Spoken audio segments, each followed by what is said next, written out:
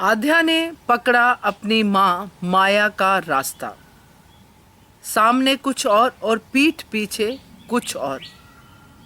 नमस्कार दोस्तों, स्वागत है आपका आपके अपने चैनल हंग्री स्पिरिट्स में। हंग्री स्पिरिट्स देख रहे सारे दर्शकों का मैं अंजू शर्मा दिल से स्वागत करती हूँ।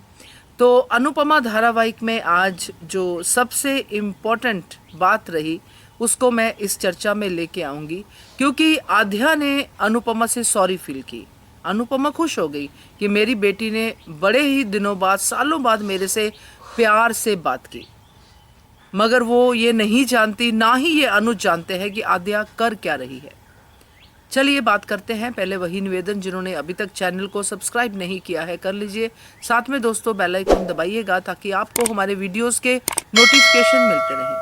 तो बहुत सारे लोगों ने कई बार ये कमेंट्स किए हैं कि खून का असर है, माया का खून ही ऐसा है, और बहुत सारे लोगों ने इस बात पे ऑब्जेक्शन भी उठाई है, विच इज़ ओके। अपने अपने पॉइंट ऑफ व्यूज़ हैं, अपना अपना तरीका है बात करने का। बट आज जिस तरह मैनिपुलेशन में आध्या घुसती ही जा रही है, आज जो बड़ी वाली मैनिपुलेशन उसने की है उसका दूसरा हिस्सा हम अगले प्रोमो में देख चुके हैं। आज बुटीक में टकराना और अनुपमा को इस तरह से देखना कि जैसे बहुत ज़्यादा आध्या को शर्म है अपनी माँ के खिलाफ बोलने के लिए, वो सब उसने अपनी एक्टिंग में भी दिखाया और डायलॉग में भी दिखाया। अब ये बात अनुपमा के लिए बहुत बड़ी है, क्योंकि अनुपमा तो अपनी बेटी को वैसे ही देखती है जैसे 5 साल पहले देखती थी। उसके प्यार में कोई बदलाव नहीं है। अगर बदलाव है तो आध्या यानी कि छोटी के दिल में। वो अपनी माँ को अब सिर्फ और सिर्फ अपना दुश्मन ही समझे बैठी है। सिर्फ वो एक इंसिडेंट जिसके बारे में उसके पिता, उसके पॉप ने भी उसको डांटा कि एक हादसे की वजह से पूरी जिंदगी तुम विक्टिम कार्ड नहीं खेल सकती। अब ये आध्या जब सॉरी फील करती है तो दोनों ही खुश हो जाते हैं, क्योंकि दोनों ही अपनी बेटी के लिए कुर्बानी कर रहे हैं। एक शादी करके कुर्बानी कर रहा है, एक उनसे दूर रह के कुर्बानी कर रही है, सिर्फ इस बच्ची के लिए। मगर ये बच्ची अब अपनी माया माँ का रूप लेती जा रही है।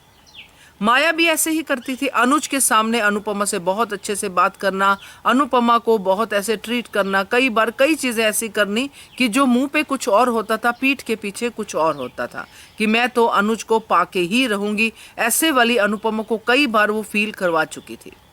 अब वही चीज़ आध्या ने आज की, तो बड़ा ही शौक लगा मुझे कि हम इसको देखना चाहते कि अब ये नेगेटिव से पॉजिटिव हो जाए। कितना एक बच्चे को नेगेटिव दिखाएंगे, उससे पॉजिटिव दिखाना शुरू करें।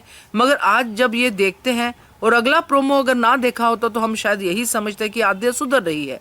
मगर अगले प्रोमो में आध्या अकेले में अनुपमा को डांटती हुई और ये कहती हुई दिखाई देती है कि तुम चली क्यों नहीं जाती हो।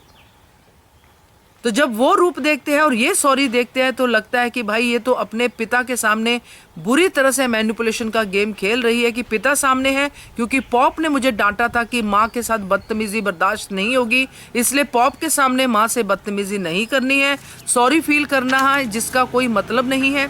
और उस सॉरी फील करने के बाद जब भी माँ अकेले में मिलेगी उसको वही कहना है जो मेरे मन में है। तो ये तो वही माया वाली पॉलिसी है दोस्तों। मैंने तो ये डिकोड किया है। बाकी आप लोग भी बताइएगा कि आपका इसके बारे में क्या कहना है, क्योंकि मुझे पता है आप लोग भी काफ़ी डिसअपॉइंट होते हैं ऐसे सीन्स को लेके। खास करके हमारे हंग्री स्पिरिट्स चैनल में काफ़ी सारे ऐसे लोग हैं जो बच्चों की साइकोलॉजी पे भी काम करते हैं, और उन्होंने काफ़ी सारे अपने कमेंट्स भी शेयर किए हैं। तो ये भी शेयर कीजिएगा कि ये कौन सा रास्ता है जो आध्या अपना रही है। क्या आज भी अनुज को आध्या के लिए किसी साइकेट्रिस्ट या फिर किसी काउंसलर की ज़रूरत पड़ रही है कि नहीं पड़ रही है। तो ये ट्रैक उस तरफ जाना चाहिए या नहीं जाना चाहिए, कमेंट कीजिएगा। देखते रहिए channel hungry spirits. Thank you so much. Subscribe to our channel by clicking the subscribe button. Click the bell button and enjoy the latest uploads from our channel.